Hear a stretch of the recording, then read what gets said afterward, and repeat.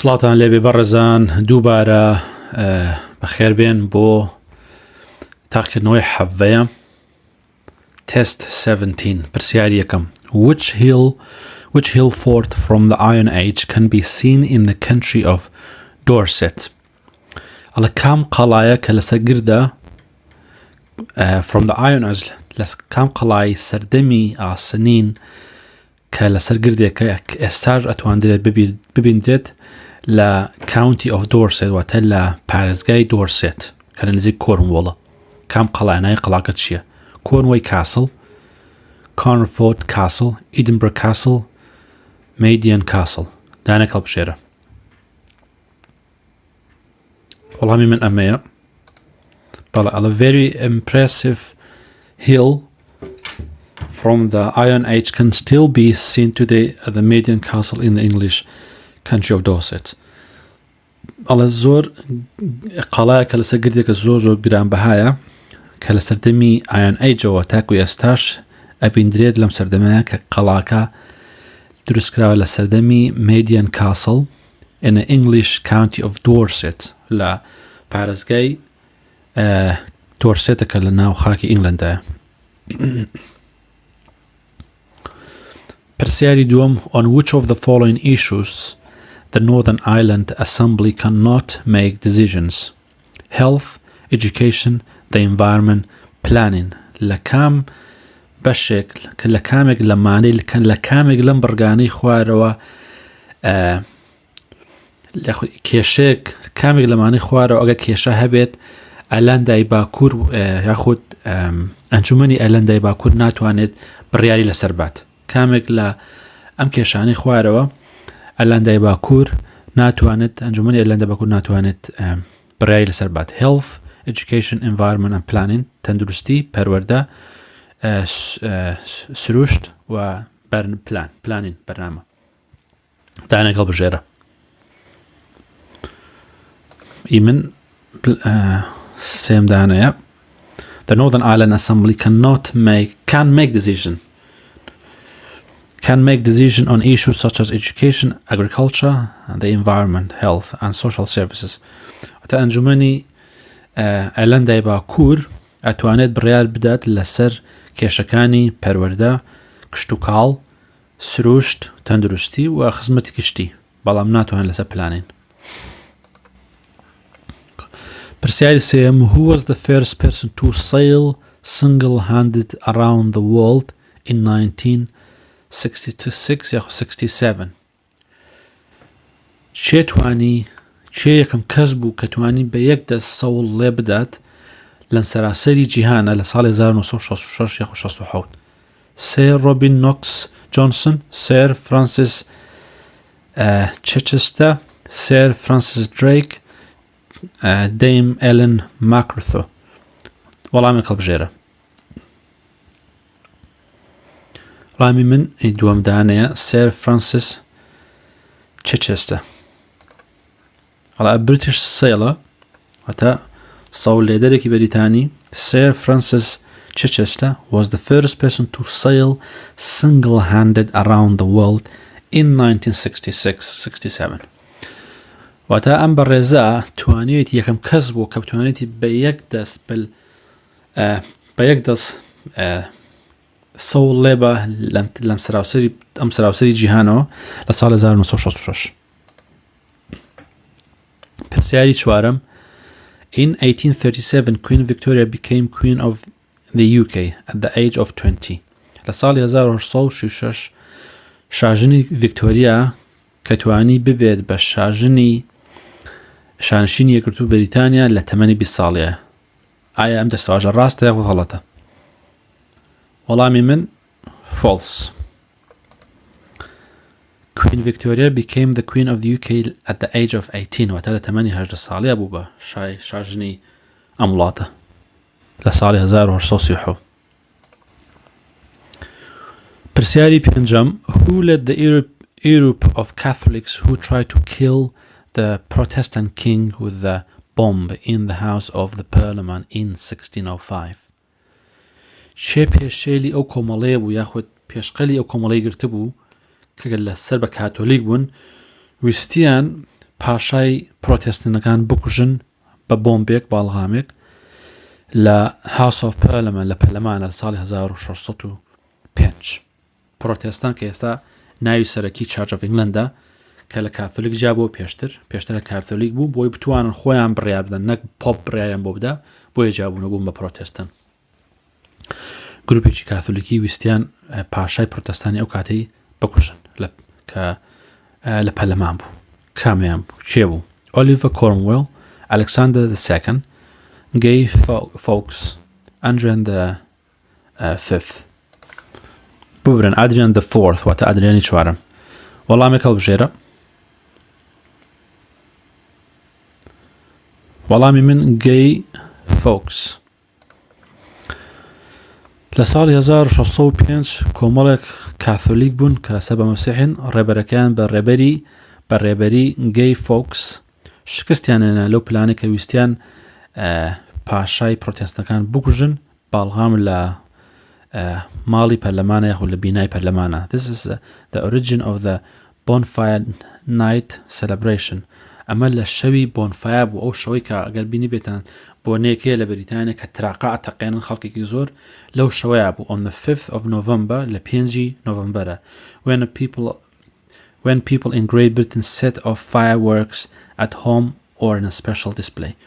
کاتێک خەڵکانی بەریتانیای گەورە یاخۆ خەڵکی بەریتانیای گەورە تراقا لە ماڵەکانی خۆیان تراقا تەقێنن یاخود لە شوێنێکی تایبەت دایانێن بۆی بتەقێ ئەو ڕۆژە پێڵن بۆنفایر نایت واتە شەوی بۆنفایە لە ئەو شەوەیە ویستویانە سەرۆکی یاخود پاشای پرۆتێستان بکوژن بە سەرکردایەتی گەی فۆکس.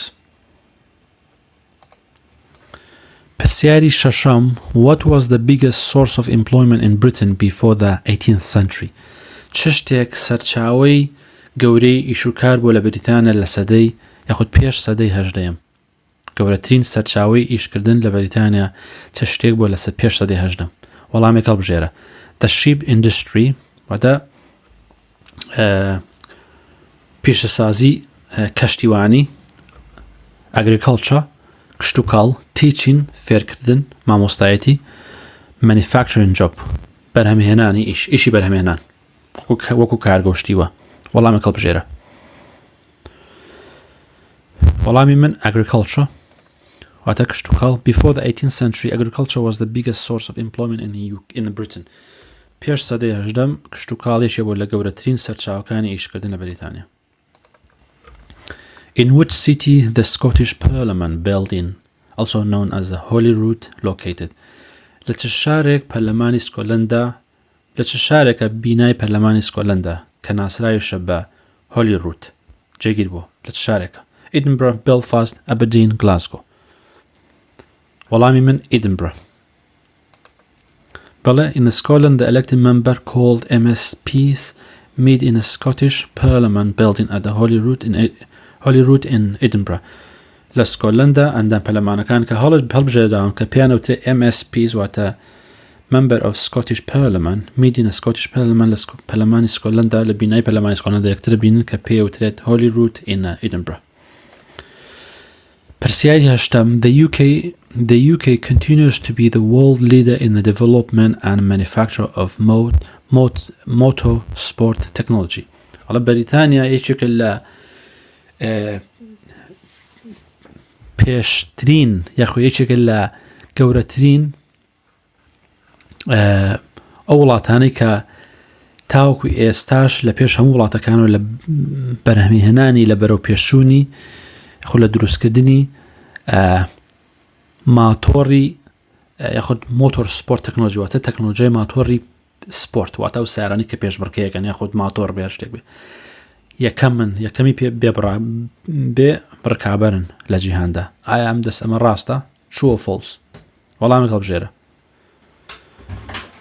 وەڵامی من ڕاستە بەڵێ ئەڵە there is a long history of motorsport in the UK ئەڵە مێژوێکی گەورەی هەیە دوور درێژی هەیە لە پێشبڕکەی ماتۆڕە لە بەریتانیا شانشینی یەکگرتوو for both cars and motorcycles بۆ هەردوو سیارە و ماتۆڕ Motor car racing in the UK started in 1902. پێشبڕکەی سیارە لە شانشین یەکگرتووە لە بەریتانیا لە ساڵەکانی 1992 دەستی پێکرد. The UK continues to be the world leader in the development and manufacture of motorsport technology. بەریتانیا بەردەوامە لە ئەوە یەکێک بێت لە وڵاتەکانی جیهان کە لە پێشەوە بوو بەرە پێشچوون و بەرهەمهێنانی ماتۆڕی تەکنۆلۆژیای ماتۆڕی پێشکەوتوو لە تەکنۆلۆژیایە لە ماتۆڕی پێشبڕکێدا. پرسیاری نۆیەم Why was the Habeas Corpus Act of 1679 an important piece of legislation? بۆچی یاسای هایبس کۆرپسی ساڵی 1679 پارچە یاسایەکی زۆر گرنگ بوو؟ بۆچی؟ It allowed people over 21 years old to vote. ڕێگەی بە ئەو کەسانەدا کە 21 ساڵن دەنگ بدەن. It guaranteed that no one could be held prisoner unlawfully. مسۆگەریدا کە کەس نابێت زیندان بکرێت بە نایاسایی. It abolished slavery throughout the British Empire. واتە سەردەمی کۆیلایەتی نەهێشت لە ئیمپراتۆری بەریتانیا. It abolished a number of taxes on imported goods in the UK. نهێشتنی ژمارەیەک لە باج لەسەرەوەدا ئەو ئاشیانەی کە دێنە ناخاچی بەریتانیەوە. وەڵامی هەڵبژێرە. وەڵامی من دووەمدانەیە. The Habeas Corpus Act became the law in 1609. واتە یاسای هایبس کۆرپس بوو بە یاسا بوو دەستوور لە ساڵ 1679. This was a very important piece of legislation. پارچەی یاسایەکی زۆر گرنگ بوو which remains relevant today. کە وەگە بینە تاکو ئێستاش هەرماوە. The act guaranteed that no one could be held prisoner unlawfully. واتە یاساکە مسۆگەری ئەوەی دا کە کەس نابێت دەستگیر بکرێت بە نایاسایی. Every prisoner has a right to court hearing. هەموو بەندکراوێک مافیەوە هەیە لە بەردەمی دادگایە بۆستێت بۆ لێکۆڵنەوە و بەرگی لە مافی خۆی بکات. What British artist was awarded the Turner Prize? چ هۆنەرێکی بەریتانی توانی کە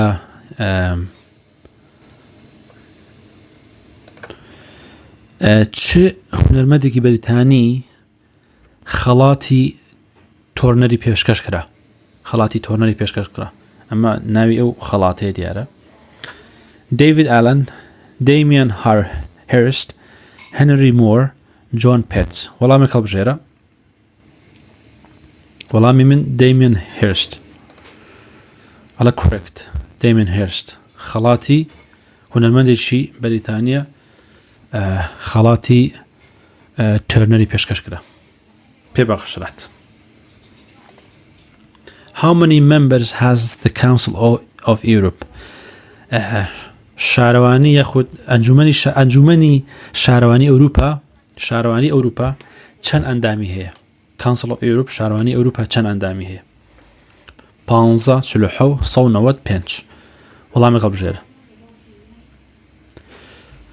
وەڵامی من ئەمەیانە. The Council of Europe is separated from the EU. وەڵا شارەوانی ئەوروپا جیاکرایەوە لە EU European Union واتە جیاکرایەوە لە یەکێتی ئەوروپا. It has 47 member countries. 47 ئەندامی هەیە لە وڵاتان. It has 47 member countries. 47 ئەندامی وڵاتانی هەیە. Including the UK. واتە چەند ئەندامی هەیە مەبەستەوەیە چەند وڵات بۆتە ئەندامی. واتە 47 ئەندامی هەیە لە وڵاتانەوە بە بەریتانیاشەوە. And is responsible for the protection and promotion of human rights in those countries. بە پرسیاتی لە ئەستوێ بۆ بەرگریکردن و بانگەشەکردن بۆ مافەکانی مرۆڤ لە ئەم وڵاتانە لەو 47 وڵاتە.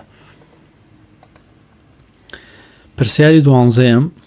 In the UK, member of the parliament MPs are elected on the basis of. لە بەریتانیا ئەندامانی پەرلەمان هەڵەبژێدرێن لەسەر چ بنەمایەک لەسەر بنەمایی personal achievement لەسەر بنەمای بەدەستهێنانی کەسی instant run off ئیشکردن ڕاستەوخۆی قسە ڕاستەوخۆ هەڵبژێردن first past the post system that candidate who gets the most votes لەسەر سیستەمی first past the post واتە ئەو کەسێک کە زووترین دەنگێنە ئەوە هەڵبژێردێت the candidate who gets the most votes ئەو کاندیدە یاخود ئەو کاندیدەی کە زۆرترین دەنگی بەدەستێنەوە proportional representations واتە نوێنەرایەتیکردنی بەشێک لەسەر چ بنەمایەکەمانە هەموو بنەمایەکن سیستەمێکن وەڵامی خۆت هەڵبژێرە وەڵامی من ئەمەیانە first past the vote هەر کەسێک کە زووترین دەنگی بەدەستێنە MPs are elected through a system called first past the post in constituency the candidate who gets the most votes is elected ئەندام پەرلەمانەکان بە دەنگدانێکە ئاڕۆن کە پێ بڵێن هەر کەسێک زۆرترین دەنگ بەدەستبێنێ لە دەنگدانی ناوچەیەکانە ئەو کاندیدە هەڵبژێردرێت کە زۆرترین دەنگی دێنێت Which of the following statement regarding television in Northern Ireland is true?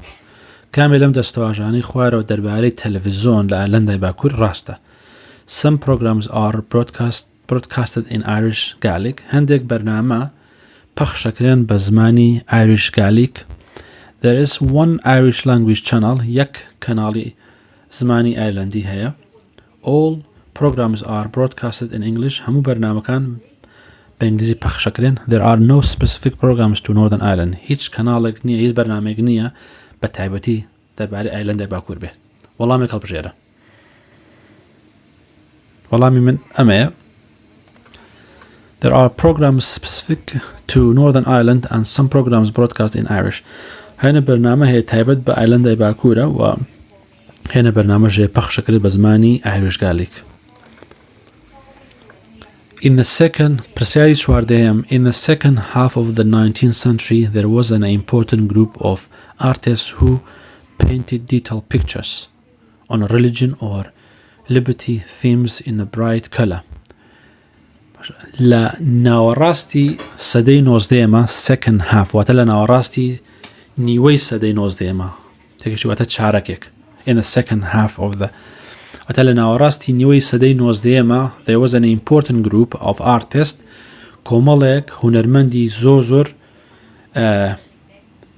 گرنگ هەبوون who painted detailed pictures on religion or liberty themes کە وێنەیان دروست دەکرد وردەکاری زۆر تیا بوو دەربارەی ئاین و ئازادیەکان ئەو وێنانە دروست دەکران ئەچێشران بە ڕەنگی زۆر جوان و بێقەدار This were known as ئەمە ناسرا بوو بە واتە بەچی ناسرا بوو ئەم قسەی ئەو گروپەی کە ئەو کاتە بەناوبانگ بوون لە نیوەی سەدەی نۆزدەیەمە وێنەیان دروستە کرد بە تایبەتی لەسەر دین و لەسەر ئازادیەکان بوون لەسەر دین و ئازادینا لەسەر literally واتە ببوورنەوە بە لیبرتی تێگەشتن واتە مزانی ئازادیە بەس بە هین تێگەشتن بەڵام ئەمان ئەم گروپە خەڵکە لە سەدەی نیوەی سەدەی نۆزدەیەمە گروپێکی زۆر هونەرمەندی گرنگ بوون کە وێنەیان دروست کردو وێنەی پڕزانیاری کە وردەکاری زۆر تیا بوو بە ڕەنگی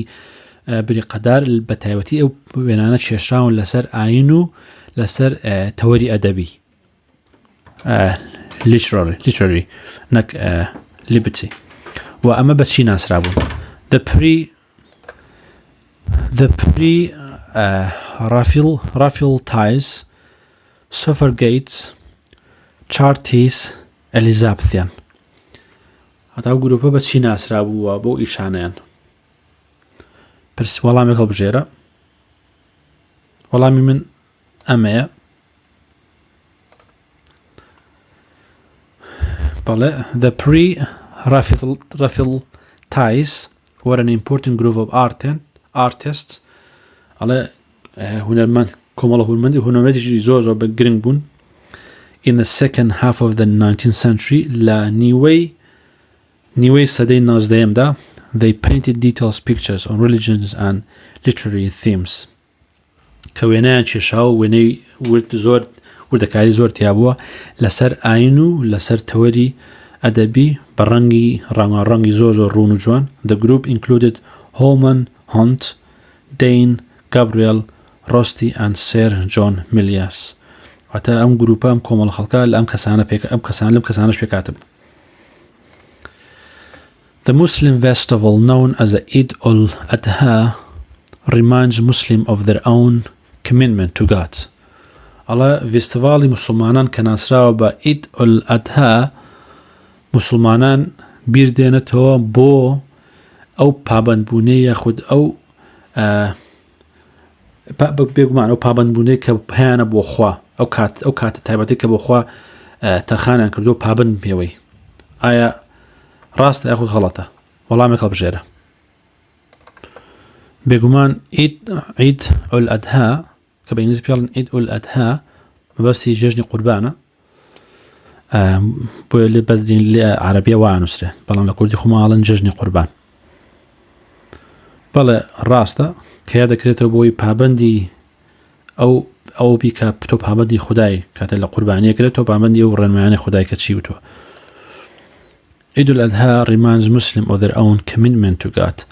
عید ئەل-ئەدها یاخود جێژنی قوربان بیری موسڵمانان دێتەوە، بیری موسڵمانان دێنێتەوە کە چۆن پابەندی خوددا بن یاخود پابەندبوونی خۆیان بیر دێنێتەوە بۆ خوددا. پرسیاری 16 What was the population of the UK in 1901؟ واتە دانیشتوانی شانشینی یەکگرتوو و دانیشتوانی بەریتانیا لە ساڵی 1901 چەند بووە؟ 20 میلیۆن، 40 میلیۆن، 30 میلیۆن، 50 میلیۆن. وەڵامێک هەڵبژێرە. وەڵامی من 40 میلیۆن بوو. بەڵێ دانیشتوانی بەریتانیا لە ساڵی 1901 40 میلیۆن بوو. People in the UK do not have to pay tax on. خەڵکانی بەریتانیا پێویست ناکە تاکس بن لەسەر کامێک لەمانەی خوارەوە. Income from expenses gift واتە دەهاتێک کە لە دیارێکی گرانبەها هات بێت. Income from saving دەهاتێک کە لە پاشکەوتی پارەوە هات بێت. Income from property دەهاتێک کە لە مڵکەوە هات بێت وەکو خانوبەرە. Income from یاخود لە پێنشنیان خاننشینی. لە کامێ لەمانە پێویست ناکە باج بی. وەڵامێک هەڵبژێرە. وەڵامی من ئەمەیە. People in the UK have to pay tax on their income, which includes wages from paid employment, profits from self-employment, taxable benefits, pension and income from property, saving and individuals. واتە خەڵکانی بریتانیا ئەبێ باج بدەن لەسەر ئەو داهاتانەی کە لێرن بۆنە داهاتی ئیشکردن ئەو ئیشەی کە پارەی لێ وەرەگری یاخود قانزاز لە ئیشێکی کە بۆ خۆ دەیکەی و ئەو taxable benefit باجی لەسەرە کە زۆر بێ. خانەنشینی باجی لەسەرە. income from property ئەو داهاتی کە لە property یاخود لە مڵک و شتیوا بەدەستێ یاخود لەسەر پارەی پاشەکەوتوو یاخود dividend ئەو پارەی کە لە پشکێک بۆ دای لە ناو ئیشەکە کە بەشت هەیە. پرسیاری 18 Which British scientist co-invented the MRI magnetic resonic imaging scanner؟ چ کەس چ زانایەکی بەریتانی بەشدار بوو لە دەهێنانی سیستەمی MRI واتە سیستەمی فحسی تەنووری.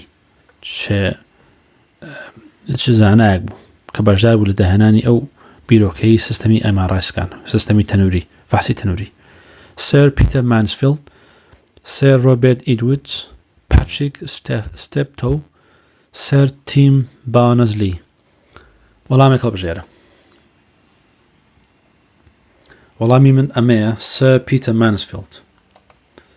Sir Peter Mansfield 1933 a British scientist زانایکی بەریتانیا is the co-inventor of the MRI و بەشدارە لە داهێنانی MRI scan magnetic resources imaging ئەو کورکراوەی MRI scanە. This enabled doctors and researchers to obtain exact and non-invasive image of human internal organs and has revolutionized diagnostic medicine. واتە زانایەکی بەریتانی هاوبەشی ئەو داهێنانە بوو کە MRI سکان دروست بکرێت کە MRI سکان کورتکراوەکەی MRI بە درێژەکەی Magnetic Resonance Imaging سکانە واتە وێنەی دەنگدانەوەی موقناتیسی بۆ شێوازە ئەو وێنەیە دەرەکەن لە سکی مرۆڤەکانە یاخود لە جەستەی مرۆڤەکانە ئەمەش وا دەکات پزیشکەکان و توێژەرەکان وێنەی گوردی ناو جەستەی مرۆڤ یاخود ئەندامەکانی ناوەی مرۆڤ بەدەست بێنن بۆ تاقیکردنەوەی تایبەتی خۆیان کە بەڕاستی ئەم ئامێرە شۆڕشێکی گەورەی لە پزیشکی لە بواری پزیشکیە بەرەو پێش بردو و دەستێکی زۆر باشیە بوو لە مێژووی مرۆڤایەتیە لە پێشکەوتنی تەکنۆلۆژیایە کە بە کوردی خۆمان پێڵێن فحسی تەنووری یاخۆ پشکنینی تاقیکردنەوەی تەنووری. پرسیاری 19 which political party called a referendum on the UK's membership of the European Union ئەڵێ کام لە حیزبی سیاسی بانگشەی بۆ ڕەفەراندۆم کرد بۆەوەی کە لەسەر بانگشەی بۆ ڕەفەراندۆم کرد لەسەر ئەندامێتیبوونی لەسەر یەکێتی ئەوروپا. The Conservative Party, the Labour Party, the Liberal Democratic Party, the Scottish National Party. کام حیزبە بوو وەڵامێک هەڵبژێرە. وەڵامی من ئەمەیە the Conservative Party. بێگومان the Conservative government called the referendum on the UK's membership of the European Union واتە حیزبی کنسێڤەتیڤ یاخود حکومەتی کنسێڤەتیڤ بانگەشەی کرد بۆ ڕێفەراندۆم لەسەر ئەندامبوونی بەریتانیا لە یەکێتی ئەوروپا. پرسیاری 20 which of the following is a UNESCO World Heritage Site and a popular area for walkers. کامێک لە مانەی خوارەوە شوێنێکی میراتی جیهانیە و ناوچەیەکی بەناوبانگە بۆ ئەو کەسانی کە لەو ناوە ئەچن سەردانێکن یاخود ئەو کەسانی کە پیاسەی بەو ناوەیەکەن. The Giant Causeway, Hadrian's Wall, the House of Parliament, Buckingham Palace. دانێک هەڵبژێرە.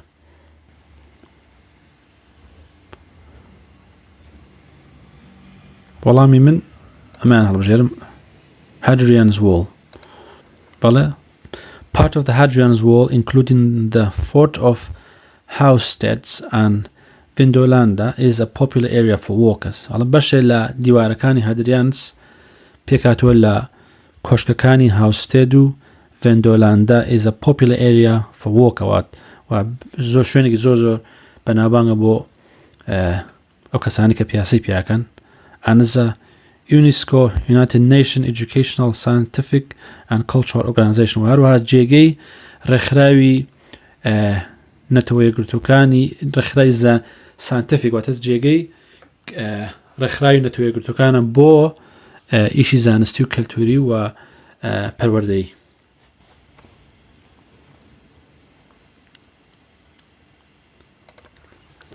When did hereditary peers lose the automatic right to attend the House of Lords?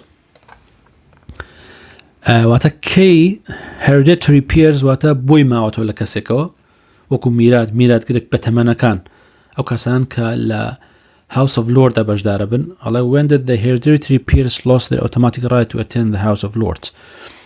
کاتی خۆی ئەو کەسانی کاچون ناو House of Lords یاخود بەشێک لە پەرلەمان لە بەشی باڵای پەرلەمانەوە لە باو باپیرانەوە بۆیان ما بۆیە بۆ نمونە کەسێک کە ئامرد کوڕەکەی چووە House of Lords بە پێوە هیچ دەنگدان بکرێ یاخود هیچ کەسێک هەڵبژێ لەلایەن حکومەتەوە بۆی ئەڵێ کەی میراتی بەتەمەنەکان ئەویان لە دەستدا کە ئۆتۆماتیکەن ئەو مافەیان بۆ هەبێ بۆی بچنە House of Lords بەشێک لە پەرلەمانەوە.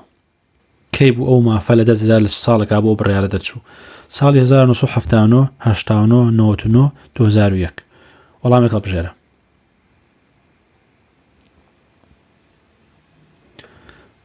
وەڵامی من سێمدانەیە ئەڵێ لە ساڵی 1999 لە ساڵی 1999 میراتی بەتەمەنەکان have lost the automatic right ئەو مافەیان لە دەست و ئەو مافێک ئۆتۆماتیکەن ئەتوانی بچن ببن بە بەشدار بن یاخود بەشدار بن یاخود بچن ناو House of Lords they now elect a few of their number to represent them in the House of Lords. ئێستا they now elect. ئێستا تەنها هەندێک لەوانە هەڵبژێردرێن کە بچنە ناو House of Lordsەوە وە نوێنەرایەتی ئەوان بکرێن ئەوەی کە پێشتر مافیان نەبوو. پرسیاری 22 which charity works for the preservation of buildings in England. کام ڕێکخراوە ئیشەکە بۆ ئەوەی ئەو بینایانە بپارێزە بینە کۆنانە بپارێزە لە ئینگلندا. preservation واتە پاراستن. Friends of the Earth ئەمانە نایچ خێرخوازین ڕێکخراوی خێرخوازی. Oxfam, the National Trust, the RSPB. وەڵامی خۆت هەڵبژێرە پێشتر ئەمە باس کردو و وازام خوێندومانەتەوەش. وەڵامی من وەڵامی سێمە. In the UK, La Britania, many parts of the countryside and places of interest are kept open by the National Trust. La Britania زۆرینەی جێگەکان و ئەوانەی لە لادێن و ئەو جیانە کە جێگەی سەرنجی خەڵکە کراوەتەوە لەلایەن National Trust واتە متمانەی اجتیماعیەوە ناوی ڕێکخراوەکەیە. In England لە ئینگلندا and لە وێلس و لە ئایلەندای باکووریش. And the National Trust for Scotland both are a charity that work to preserve important buildings, coastline and countryside in the UK. And in the National Trust, وهروها National Trust لسكوتلندا both are a charity وهروها وەکو خێرخواز ئیشەکە بۆ ئەوەی بیناکان و سەردەریاکان و لادەکان بپارێزێت و بێڵێتەوە خۆی. What name is given پرسیاری 23 What name is given to the new social classes that appear after the Black Death plague and who owned large area of land. ئەڵە چی بۆ پۆلە خەڵکە وترا کە دەورکەوتن لە دوای نەخۆشی ڕەشەکە یاخود دەردە ڕەشەکە کە تاعونێک بوو and who owned the large area of land کە زەویوزارێکی زۆریان بەدەستەوە بوو. واتە چی بۆ پۆلە خەڵکە ئەوتران کە لە دوای ئەو نەخۆشی هاتن و زەویەکی زۆریان خاوەنداری زەویەکی زۆر گەورە و پان و فراوان بوون. Gentry, Beox, Janut, Grimsby. پێشترممان خوێندووە وەڵامی هەڵبژێرە. وەڵامی من Gentry. Following the Black Death, دوای ڕۆژە ڕەشەکە, the smaller population meant there was less need to grow cereal crops. کەمێ لە دانیشتوان مابوونەوە کە پێویستی کەمتریان بە دانەوێڵە هەبوو بۆی بڕوێنن یاخ بیچێنن. There were a labor shortage کەمی کرێکار هەبوو and peasants began to demand higher wages و ئیشکارەکان داوایان کرد کە پارەی زیاتر وەربگرن بۆ ئیشەکان. The new social class appeared پۆلێکی کۆمەڵایەتی تر دەرکەوتن including owner of the large area of the land. هەروەها ئەوانە بەش پێکاتمون لە هەندێک کەس کە خاوەنی زەویێکی زۆر گەورە بوون later called the gentry و پێیان ئەوتن gentry یاخود ناوێن لێنان gentry ئەو کەسانی کە خاوەنی زەویێکی گەورە بوون یاخود عەرزێکی گەورە بوون and people left the countryside to live in the towns و خەڵک زۆرینی خەڵک لە لادەکانەوە بەرەو شارۆچکەکان و شارەکان هاتن. In the towns, growing wealth led to the development of a strong middle class. و لە شارۆچکەکانە خێنە خەڵک دەوڵەمەند بوو کە توانیان پەرە بدەن بە ئەوەی کە پۆلێ خەڵک دروستکەن کە مامناوان بێ، نە دەوڵەمەند بێ و نە فەقیر بێ. پرسیاری 24 پرسیاری کۆتایی Which of the following is a traditional Welsh food? پێشترمان خوێندووە. کامێک لەمانەی خوارەوە خواردنی نەریتی وێڵشیە. Roast beef, Welsh cake, haggis, Ulster fry. کامێک لەمانەی خوارەوە. وەڵامی من Welsh cakes. Welsh cakes are a traditional Welsh snack made from flour, dried fruit and spices and served either hot or cold. على كيكي ويلسي خواردنێکی نەریتی وەکو پێخۆرێکە پێخۆرێکی نەریتی وێڵشیە لە ئارد و میوەی وشبوو و بەهارات پێکاتۆ تیژە و پێشکەش دەکرێت بە سادیش و بە گەرمیژە خورێت. ئەمە پرسیاری کۆتایی تاقیکردنەوەی حەڤەیەم بوو تست 17 لە تاقیکردنەوەی داهاتوواتان بینم.